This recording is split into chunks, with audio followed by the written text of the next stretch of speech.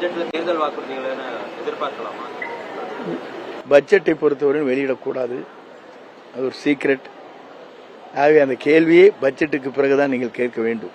4 MLA விலகினதுக்கு சட்டப்பேரவை செயலாளர் EPS விளக்கம் அளிக்கணும் அப்படின்னு சொல்லி சட்டப்பேரவை செயலாளரும் விளக்கம் அளிக்கணும். அதிமுக இபிஎஸ் 4 சட்டமன்ற உறுப்பினர்கள் விலகியதற்கு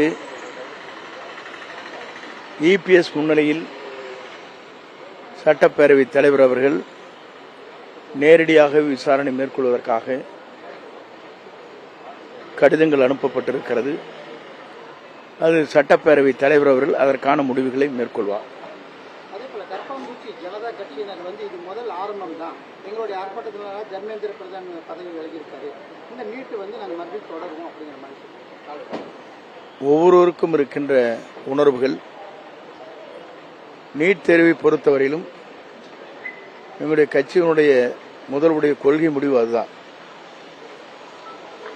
ஆகவே அந்த முடிவில் அவர் தெளிவாக இருக்கிறார்.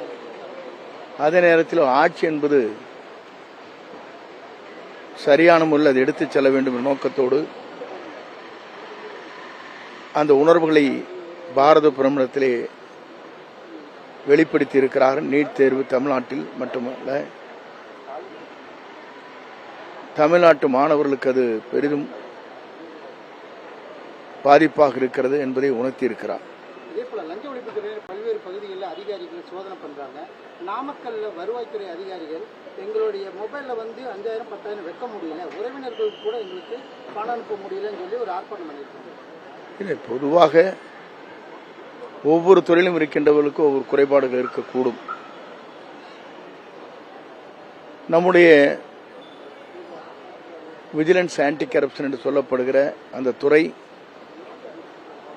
எல்லா துறையை சார்ந்தவர்களிடத்திலும் என்ன நடைபெறுகிறது என்று மாவட்ட வாரியாக ஒரே நேரத்தில் ஒரு துறையை ஆய்வு செய்து அவருடைய வழக்கம் அதை தொடர்ந்து பின்பற்றுகிறார்கள்.